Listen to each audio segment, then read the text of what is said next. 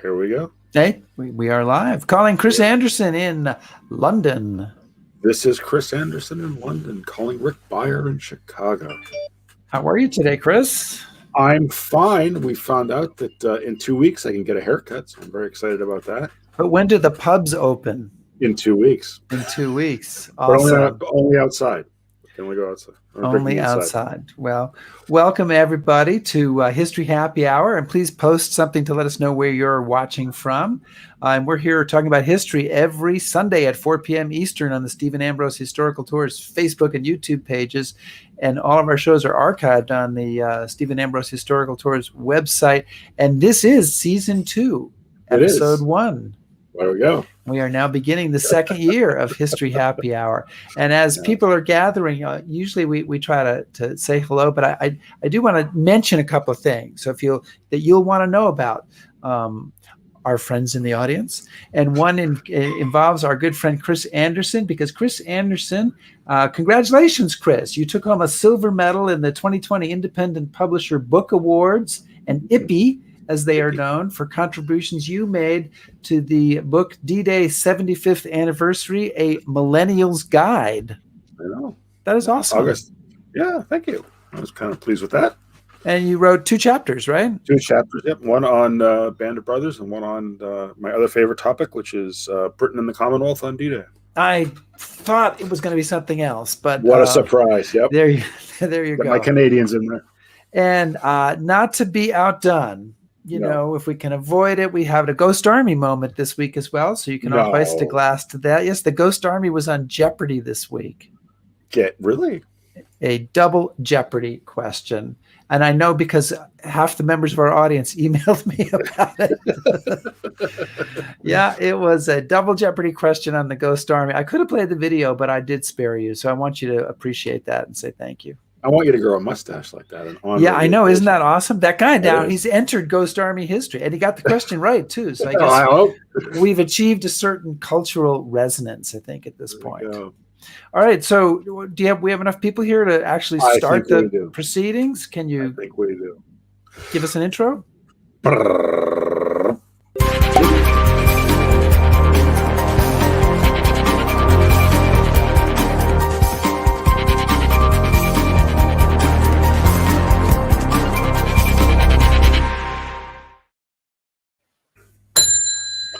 The bar is open. The bar is open. Do you have a cocktail, sir? I do. You do? Okay. Yes, I have one. And I actually want to say that it does relate to our subject today. It's an anti-hero IPA. Whoa. There's a lot of anti-heroes in our topic today.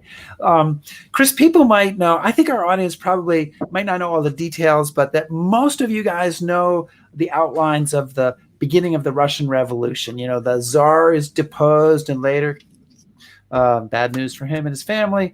Lenin and his crowd commandeer eventually the revolution that's started without him. They're the Bolsheviks. Russia drops out of World War I, makes a separate peace with Germany. There's a civil war. A lot of people get killed. Red Terror, Nicholas. Nasty stuff. They kill Nicholas because he used to be bizarre. Okay. Sorry. And anyway, the communists come out on top. And so that's pretty well known. But the part of the story not so well known, and it's always been of interest to me, is the U.S. involvement in all of this. U.S. spies and diplomats involved in efforts to try to get rid of Lenin, maybe even assassinate him. U.S. troops sent to Russia along with British, French, and wait for it, Canadian troops. Also sent, where they end up in combat against elements of the Red Army, American boys fighting and dying in a war against communism. And I think that is not a story that most people know anything about. But that is the story that our distinguished guest today is here to talk about. And Barnes Carr is the author of the new book, The Lenin Plot. And he has worked as a journalist in Mississippi, Memphis, Boston, Montreal, New York, New Orleans, and Washington, D.C. And I think I've lived, or a family member has lived in half of those cities. He's a graduate of Tulane University, a winner of the William Faulkner Gold Medal for a story he wrote about Hurricane Katrina, and he is currently a resident of Houston, Texas. Barnes, welcome to History Happy Hour. Welcome, Barnes. Hi, gang. Thanks for asking me. We're just delighted that you're here. So, Barnes, this is a story one barely knows where to begin with this, but I will say this. It's a story filled with plots and counterplots and betrayals and a lot of incompetence and a boatload of fascinating and dubious characters. What's your interest? How did you get caught up and involved in this story? When I was a senior at Tulane University, I met a gentleman in the library who had lived in Paris in the 1920s, ran around with the Hemingways and the Fitzgeralds and that whole literary crowd. And we were talking one day, and he mentioned that he had known some young American men who had fought in the war against Russia. And I said, wait a minute, what's that all about? And he looked at me and he said, well, you're studying creative writing, aren't you? I said, yes. And he said, well, be creative, do some research. So I started doing research. And at that time, the internet was in its infancy. It wasn't very much help. The Tulane has one of the largest Russian collections in the country. So wait a minute, the internet was in its infancy when you were in college? Because when I was in college, it didn't exist yet. So that must mean I'm a lot older than you. Well, there was an internet, but it was DARPANet, I think, at that point. It was what? DARPANet. Anyway, yes, go ahead. It was mainly a military thing. It wasn't. Right. It didn't become widespread in university libraries until the 1980s and 90s. Right. But anyway, Tulane had this big collection, Russian collection, the entire third floor. But I had to go through card catalogs and look up things one by one by one by one. This took a long time. So the first thing I found out about was about the invasion of Russia. And that was fairly well documented, mostly in the London Times, a French news magazine, L'Illustration, and an American news magazine called the Literary Digest. That's a misleading title. It was the predecessor to other news magazines later on, Time and Newsweek and U.S. News and World Report and Life magazine and so forth. But they had the Literary Digest had a lot of letters from servicemen, from doughboys who were serving in Russia at the time. Most of the major media was ignoring that. The San Francisco Call had a correspondent, the New York Tribune, New York World, the Evening Star in Washington, the Chicago Tribune, I think the Detroit News. They had correspondents in Russia, but they were just about the only ones. So I started doing research and found some libraries and archives that had plenty of information about the military side. The Lenin Plot had two sides, a political side in Moscow, the plot, and the military invasion, which was supposed to back up the plot. So I found out there was a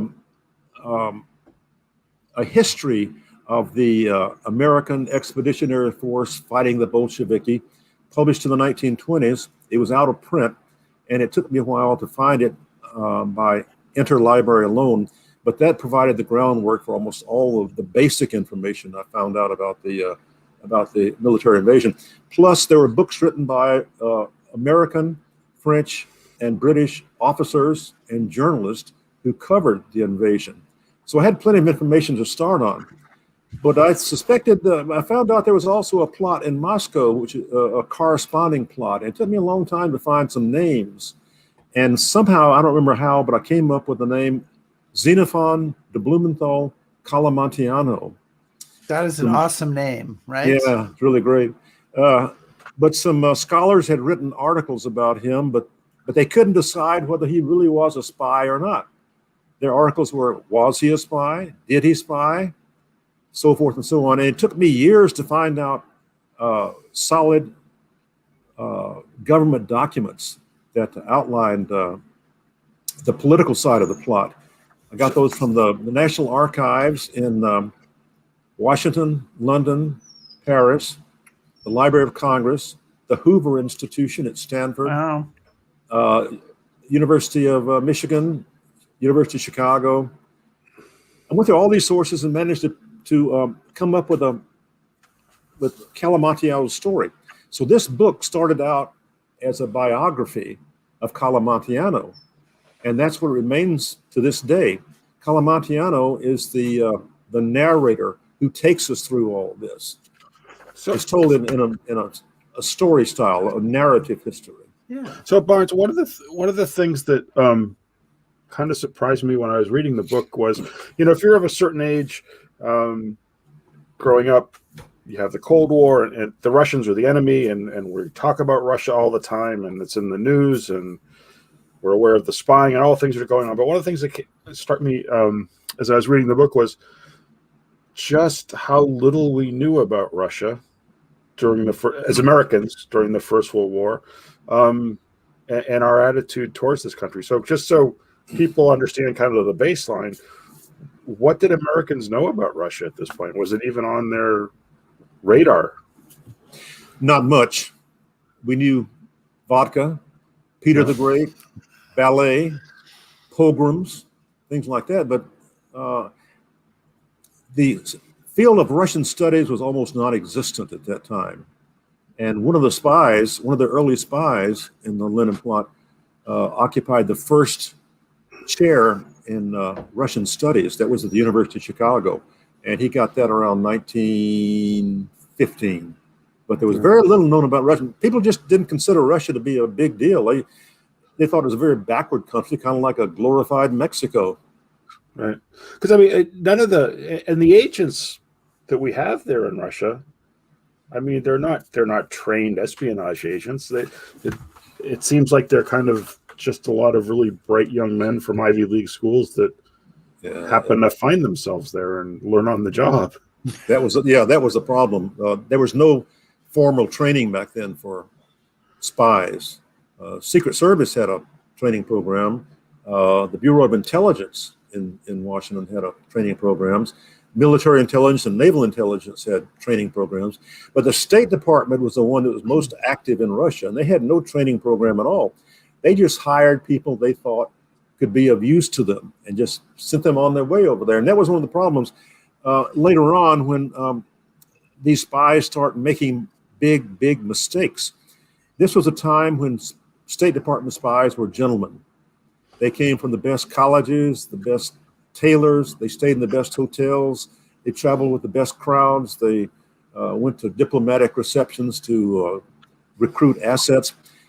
If a spy told another spy, gave another spy information, he tended to believe it automatically because it was coming from a gentleman. Wow. Yeah, I guess we've learned something since then.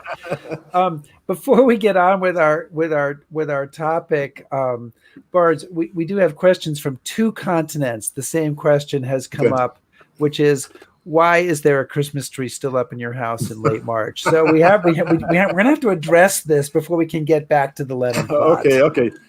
I call that my happy tree. It puts me in a good mood for writing. Down here in the Gulf South, we tend to keep our Christmas lights on through Mardi Gras. But I figured, this year with the extension of the pandemic, why not keep the lights on for a while?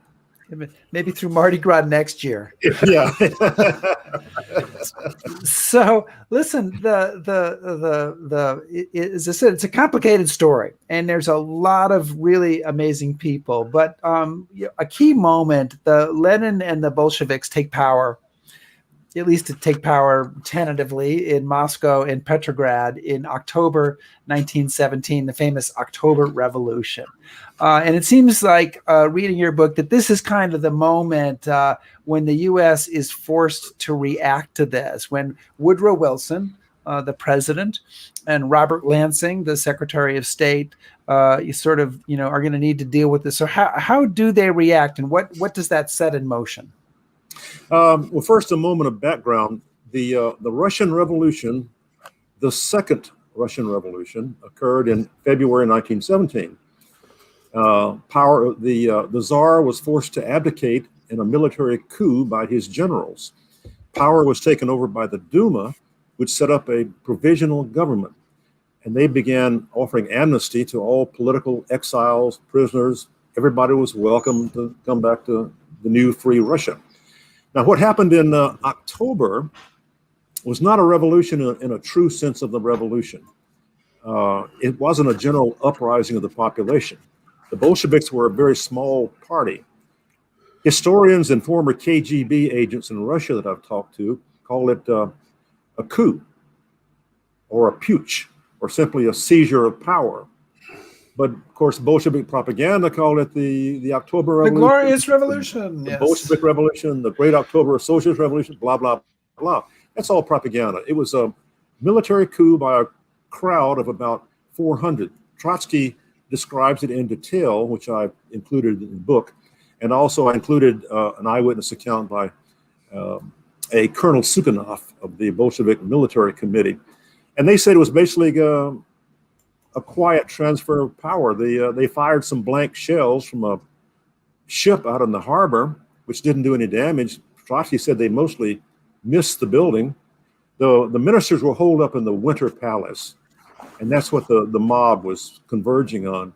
So Lenin sent a message to Trotsky, said, fire more shells. And Trotsky told them, the Aurora, fire more shells. Well, they didn't want to do that. So the shells they fired just totally missed the building. But anyway, shortly after this, Lenin announced that he was taking Russia out of the war. This was a deal that he had cooked up with the Germans around 1915. The Germans wanted somebody to start a revolution in Russia, seize power, and take the country out of the war. That would allow Germany and the Central Powers to move army divisions over to the Western Front, which was the main battleground. So once the documents detailing all those payments are in the National Archives in Washington. So Lenin announced that he was taking Russia out of the war. Well, the Allies just went bonkers. I mean, they feared immediate defeat on the Western Front. So they had meetings in Paris and London with US and French and British diplomats about what to do. So Secretary of State Lansing came up with the idea, well, let's knock off Lenin and install a, quote, dictatorship in Russia to get the country back in the war. What could go wrong? What could go wrong, exactly. It seemed like a good idea at the time. So he told President Wilson about this, and he said, and he also added to Wilson that this is probably illegal because they wanted to hire a Cossack army to knock off Lenin and the Bolsheviks. But the Cossacks were not a recognized government, so the U.S. could not give them money directly. So they set up this arrangement to give the money to France and Britain as war aid, and they would launder the money and pay the Cossacks that way. But Colonel North wasn't involved with this, was he? Maybe his grandfather. But Wilson said this has my entire, quote, entire approval. So the Lenin Plot came from the top. Now later on, other countries got involved, Britain and France. France was, so far as I know, France was already involved in this in some way or another. They were looking around to do something because Lenin had refused to pay foreign debts. So the French lost 13 billion francs, and they wanted their damn money back. So, Barnes, you talk about there being kind of like two components to this. There's the espionage part, where we're going to try to get rid of Lenin, and then there's the military intervention part. And so, kind of describe what these two plots are. And my other question is, I mean, were the plans really carefully thought out, or they just kind of evolve as they went along? I mean, one of the things, as I was reading your book, that struck me is you have individuals they have a general idea of what they want the end result to be, but they just kind of go off on their own. There doesn't seem to be. Yeah, that was the problem. They kind of did it on the run. The political side in Moscow involved a plot to stage a coup and kill Lenin and his entire cabinet and set up a dictatorship to get the country back in the war. The military invasion started out as something a little bit different. Allied headquarters in Versailles wanted the Allies to invade Russia at Murmansk and Archangel and guard Allied supplies there. And at first, Wilson didn't want to do that. But then the French got on his case, and so he acquiesced and said, okay, I'll send an invasion force. He said that the invasion force was there to guard Allied supplies and to recruit a new Russian army to get the country back in the war. Well, once these troops got to Archangel, the British officers immediately took over the operation and began an all-out war against the Red Army with plans to march on Petrograd and Moscow and support the coup. Those darn British. I knew who the real villains would be here. Well, so I want to get into the military side of this shortly, but I want to make sure that we deal with the kind of the espionage side, or at least with parts of it, because reading through the book, it is real complicated. And it's also real clear a bunch of these people had their own agendas.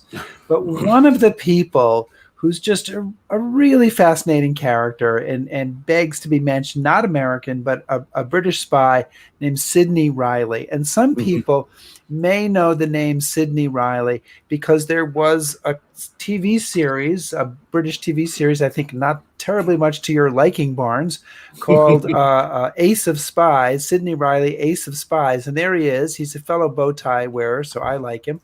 But tell us a little bit about the real Sidney Riley as opposed to the Sam Neill portrayed Sidney Riley on British television. Well, the Sam Neill is one of my favorite actors, but as written, that series was largely fictional. Anybody who liked that series should read some serious biographies of Sidney Riley. He was a Russian adventurer. Nobody knows exactly what his name was, or where he was born, or where he went to college. He popped up in Russia with a lot of money, which they suspected he had stolen by killing some kind of Russian courier. He studied chemistry, which would serve him as a forger, and he was a huckster, a hustler. He was just a crook. Don't be so harsh on him. He reminds me of those. Tell us what you really think. Ian Fleming said that he based James Bond 007 on Sidney Riley. That's what he said in 1953. He changed his mind later on. But Sidney reminds me more of those Spectre guys in the 007 novels. He was out for himself. He didn't care who he worked for. Spy for money. Yeah. Right? His motto was trust no one. But anyway, he went to work. Didn't he literally have that on his letterhead? Yeah. Yeah. That is awesome. Read Richard Spence's biography of Riley. It's the most accurate that I've found. But Riley figured he could make some money by getting involved in Russia, in the Allied intervention in Russia. So he approached Cumming, the head of the British Secret Service, and volunteered to go to Russia as a British agent. And Cumming had a big problem. He was trying to find some good agents, but most of his applicants were young men from Cambridge and Oxford, who the fancy dressers and fancy upper class British accent. They just would not merge very well in Bolshevik meeting halls and union halls. But Sidney was a master in disguises. He spoke Russian fluently. He could pass as a workman, as a gentleman, anything. So they hired Sidney to go over to Russia. And once he got there, they told him to look around and make a report and come right back to London. But once Sidney got there, he looked around and said, this Russian army, this Russian Red Army is practically useless. They don't have boots, uniforms, guns, ammunition, and most of the power is in two cities, Petrograd and Moscow. So Sidney said, what we need is a Napoleon, like myself, to ride in to save Russia. Now, Sidney was a drug addict, and he had visions of himself as Napoleon. And he wrote in his memoirs, why not? It Well, seemed like a good. now we know why Sidney Riley's not the hero of your book, but Calmetiano is. Well, So none of this was brought out in that TV series. It was No. one-sided kind of PR for good old Sidney. Sidney was an interesting man, but he just wasn't what he was made out to be. So Barnes, one of the things, I mean, we've gotten a few comments about this. If you could describe a little bit who Lenin is really, and how he gets to Russia, because one of the things that surprises me is he's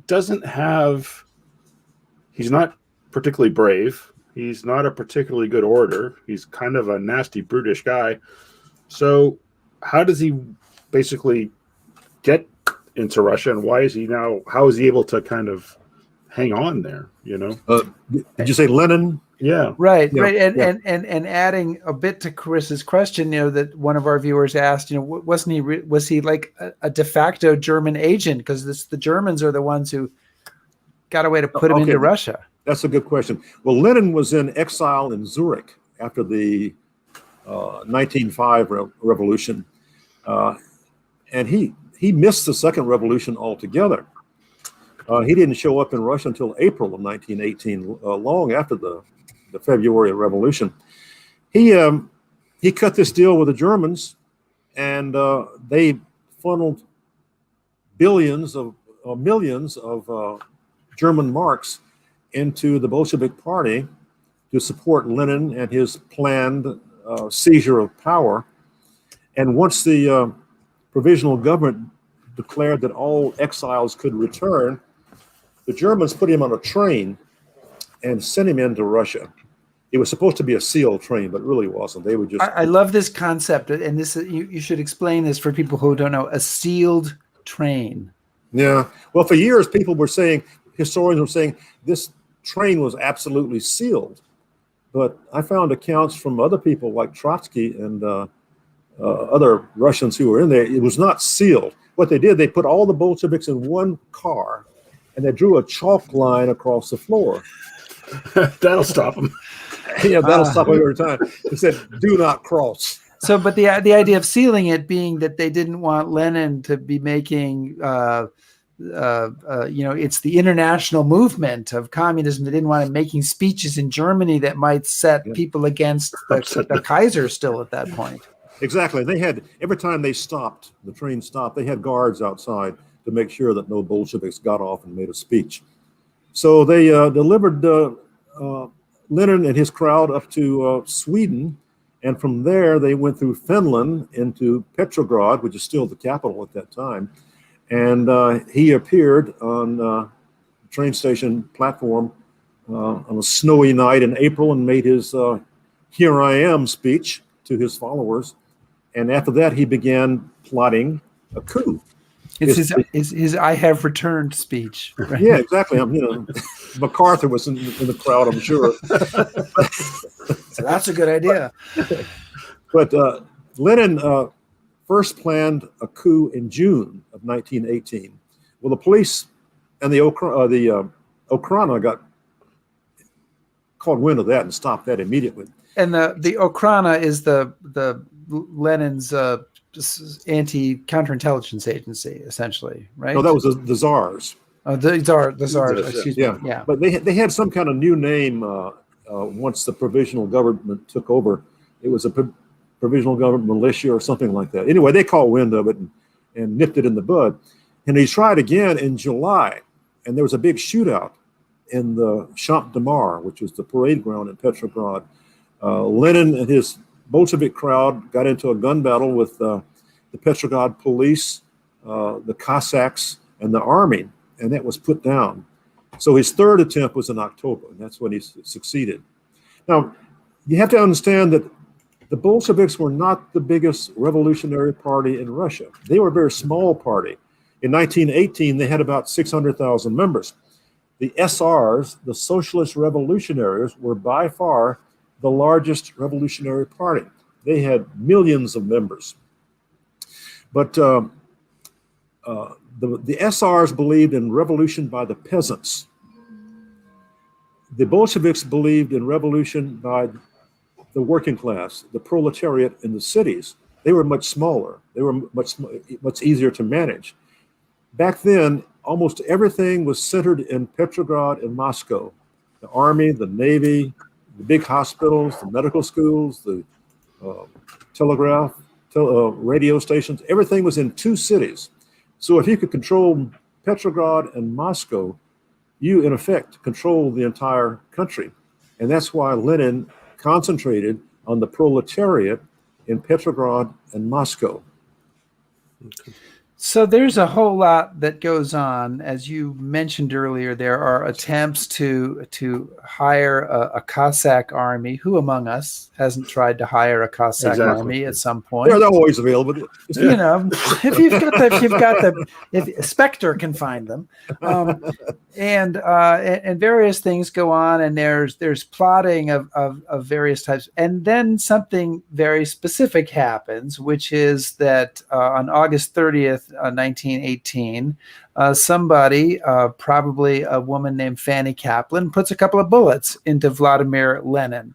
Does not kill him, clearly. Really? But just a history spoiler alert.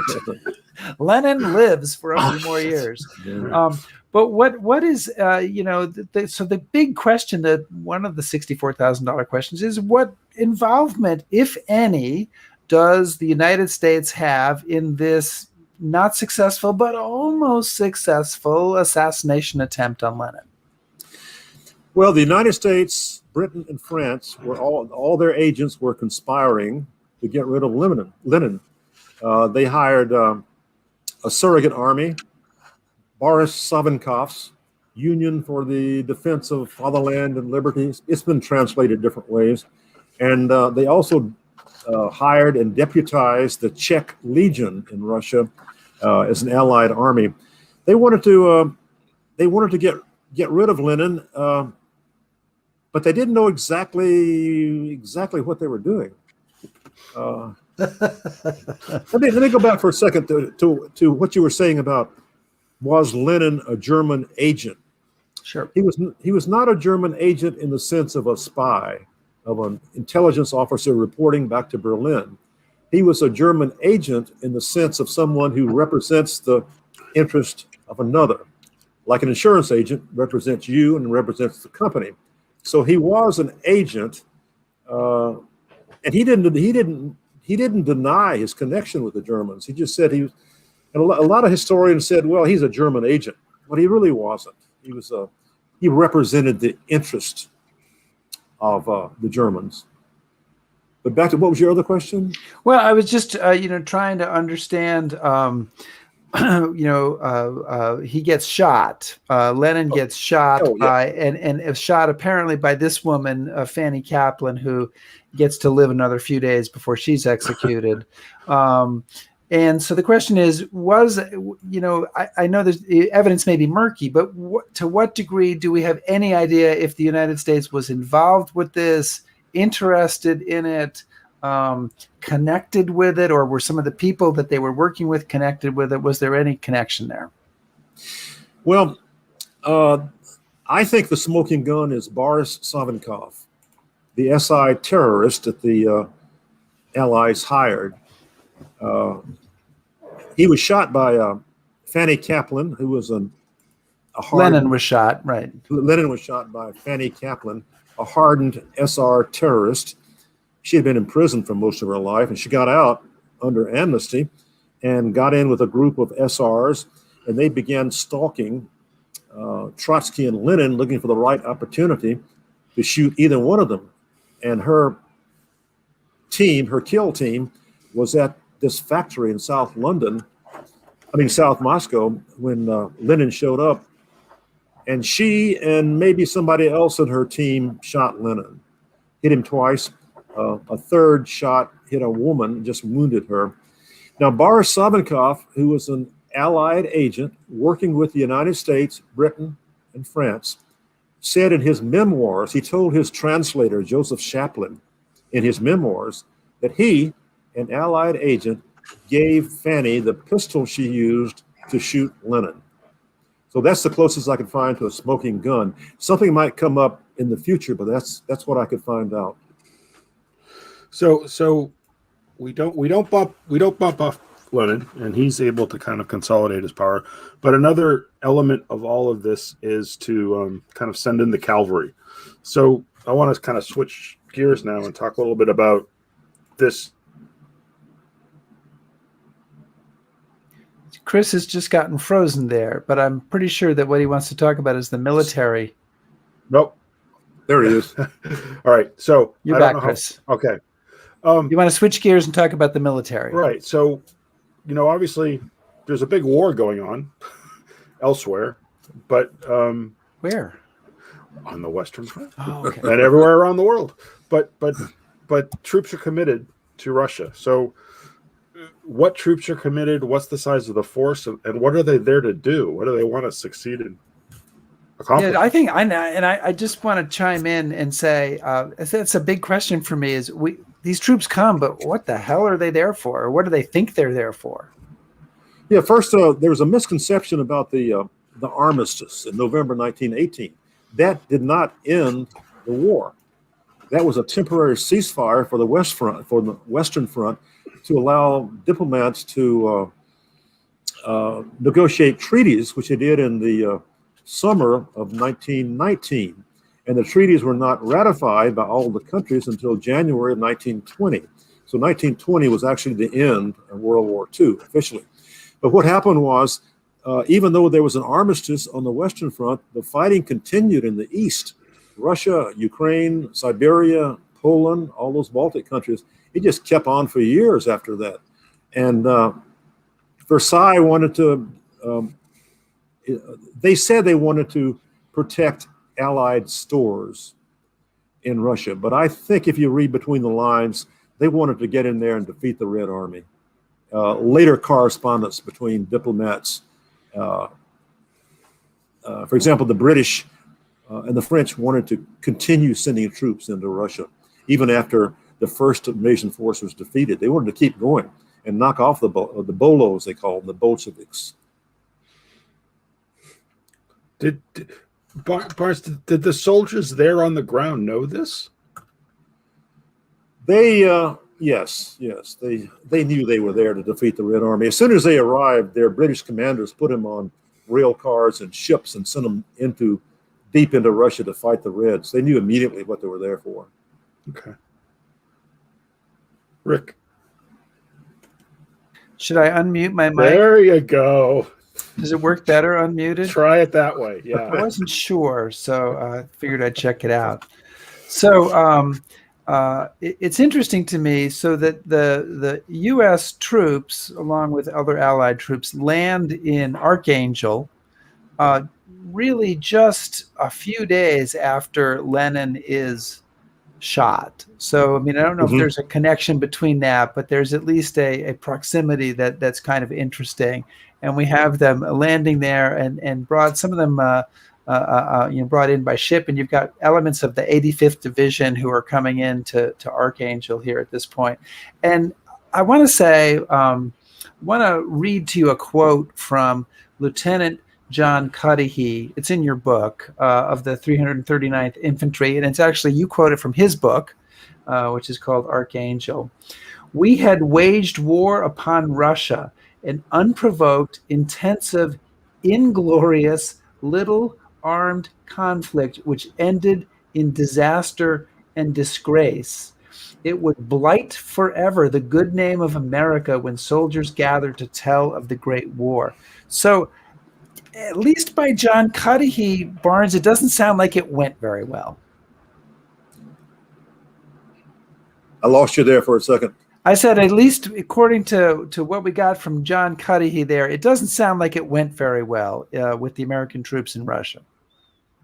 I think we're having internet problems. Chris, can you hear me? I can hear you. Can you hear me, Barnes? Try again. Yeah, Barnes, I just read a quote from John Cudahy, and okay. It doesn't sound like, according to him, that it went very well. No, it didn't. This was an undeclared war. That's why I call it the true beginning of the Cold War. Because if you define a Cold War as an attempt to defeat another country militarily, politically, culturally, financially, without a declaration of war, then it's a Cold War. And this was a true beginning of the Cold War. We did not declare war on Russia. And Russia, in turn, did not plot to assassinate our leaders, and they did not plot to invade our countries. So the whole thing was a big embarrassment for the Allies, mainly because they lost the war against the Red Army, and they tried to cover it up. The War Department would not allow returning doughboys from Russia to have access to their service records. The War Department and the State Department said all these stories coming out of Russia are nothing but Russian propaganda. And that went on until authors, veterans such as John Cudahy, started writing about their experiences in the 1920s. And with that, the cat was out of the bag. But the cover-up continued. President Roosevelt, when he in I think it was 1939, when he was trying to get Russia to come into the war against, maybe it's earlier than that, trying to get Russia to come into the war against Germany. He told the Russians that we have enjoyed 100 years of unbroken friendship. Yeah, except for when we sent the 85th Division in. that minor war we fought against you. And then President Reagan also tried to reset with Russia. He went on television to U.S. and Russian audiences and said, "Our sons have never fought one another in war." Oops. So Barnes, one of the questions. So nobody wanted to admit what had happened. Yeah. So, how many Americans actually end up serving there, and what kind of casualties do we suffer? Do you know, or do we know? We had. Let me see. I went through last night and made some notes. We had 600 casualties, and I think let me see how many soldiers we sent. It's about 5,000, wasn't it? Here it is. There were almost 49,000 total Allied troops in Russia, and they also recruited 22,000 loyalist Russians. U.S. dead, 563. Britain, 286 men plus 41 officers. So there was definitely a death toll there. I don't have the French casualties here. The largest contingent was the American, but they were under British command, and that caused a problem from the very beginning, because the British officers who were sent to Russia to command this expeditionary force were mental and physical rejects from the Western Front. They were called crocs. They arrived in Russia with 40,000 cases of Scotch whiskey, and they pretty well drank their way through the whole operation.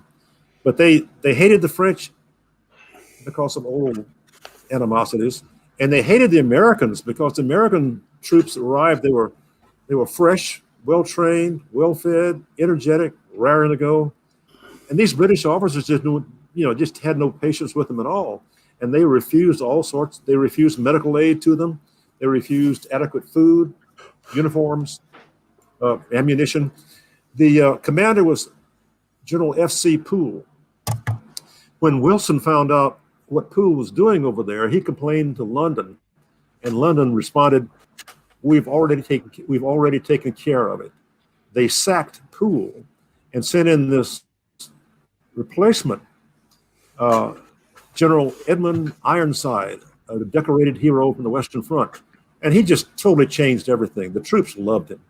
He put on furs and got in a sled and rode out to all the different fronts, taking food and uniforms and fresh socks and medical supplies to all the troops. He really saved the invasion force from complete annihilation. But the Red Army drove us to the sea. There's no doubt about that. So it seems like, the whole operation lacked some clarity and some direction and drive and management. But kind of just to play with what if a bit, do you think if there'd been a firmer hand there or better command and control that we could have defeated the Red Army, that we could have changed the course of Russian history, or had it gotten too far beyond that point? Well, the U.S. ambassador, David Francis, to Russia wanted 200,000 troops to take Petrograd and Moscow. But it would have taken more than that. There was already a standing army of 1 million Red Army troops. It would have taken 2 or 3, maybe 4 million troops to knock off the Red Army and take Moscow and Petrograd and the rest of the country. Then you'd have to have an occupation force to keep down any further revolutions or military coups or civil war or what else. It just wouldn't have worked. It wouldn't have worked. Yeah. So one of the themes in your book seems to me is running through your book is incompetence. Yeah. There's a lot of incompetence, and it seems like, frankly, especially in the plot part, but both in the plot and the military part, that the Soviets, for all of their own incompetence, seem to run circles around the Allies. That, in fact, the Allies who thought they were involved in a plot on Lenin, they had been actually completely penetrated, and they were sort of victims of a Russian plot that was a kind of a counter plot. So it sort of feels like, and some of the military officers feel like their competence levels are not high. It sort of feels like this thing is just, am I wrong to think it's bungled from start to finish? No, you're correct. It reminds me of that movie, Big Deal on Madonna Street. Have you ever seen that? It was an Italian movie. I have not. About some crooks in Rome who decide they get out of prison and decide they're going to have their big deal is going to knock off this bank, this vault in an office building. But it's just one mistake after another. Bang, bang. It's also kind of like the book by Jimmy Breslin, the gang that couldn't shoot straight. Right. Exactly. All the spies made terrible tradecraft mistakes. And I made a list of them the other day. Sidney Riley, for example, he arrived in Russia and was picked up immediately by British officers and questioned. They didn't believe he was Russian. He had a Russian passport, but he was using the name Riley, which didn't sound Russian. And when they searched his possessions, they found a coded message taped to the inside of a cork in his aspirin bottle. James Bond never would have done that. No, and later on, when he went to the address of an asset in Petrograd, he left his calling card with his name and address. And a Cheka double agent came to that address a couple hours later, found the card, and voila, they knew where Sidney lived. Also, he got his drugs. His drugs were always a problem. He was always wandering off on trips. Now, Bruce Lockhart was not a spy for the British Secret Service. He was a special representative of the British Foreign Office. He arrived in Russia in January 1918, and by the summer, and he began making contacts all over the place. He was looking around to see what had to be done. But he made mistakes too. His worst mistake was Lockhart was a philanderer and a bon vivant. He would like to get involved with exotic women. And one of them he picked up was named Maria Benkendorf, also known as Mora. And she became his live-in girl Friday, translator, whatnot. And she was giving him information which made her a British agent. But the Cheka, when they arrested Bruce and Mora, the Cheka accused her of being a German agent. And the Sûreté said, yes, she was working not only for the Germans, but also for the Cheka. So Bruce was sleeping with a triple agent. Wow. So Barnes, I mean, as Rick said, so Barnes was saying that, Rick was saying that, incompetence runs through this. And as you read some of these stories, it's easy to laugh at them. But this all of these attempts to overthrow Lenin, they have consequences. So could you talk a little bit about what the consequences of this botched attempt were on U.S. foreign policy, U.S.-Russian relations? Because, just around the corner, we have World War II. So, yeah, what was the impact of all of these attempts on future relations? We're breaking up. I think you were asking about the consequences of all this. Well, the consequences of all this it was the true beginning of the Cold War. In the 1920s and 30s, we pretty well kept a distance from Russia, but Russia continued to spy against us by, for one thing, they stole the atomic bomb from us. So this mutual distrust was pretty well set in stone beginning in 1917, and that continued. It still continues today. Former KGB agents I've talked to tell me that the Cold War is not over. The military part of confrontations, like in Korea and Vietnam and Cuba, that part is not active right now. But the spying continues on both sides. And he said there's more spying now than ever before because of all of the electronic resources we have. Well, it also it's kind of interesting to me, and I want to this whole story, the story of the espionage plot, the military story. It's unknown in the United States. I mean, people really don't know this. It's in some history books, but most people don't know it. But that's not true in the Soviet Union, is it? No, they never forgot. They never forgot. They still teach the Lenin Plot in their intelligence schools, and the Russians are still convinced that because of all this, the West is out to destroy the Russian state. So, which may be the ultimate consequence of this whole thing.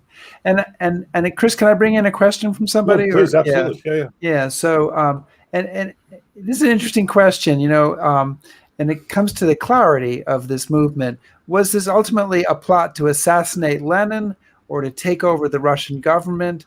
Or is it indeed just both? Is it just a reaction to, look, these are communists, they want to destroy private property. We can't let this happen. I mean, how would you characterize it?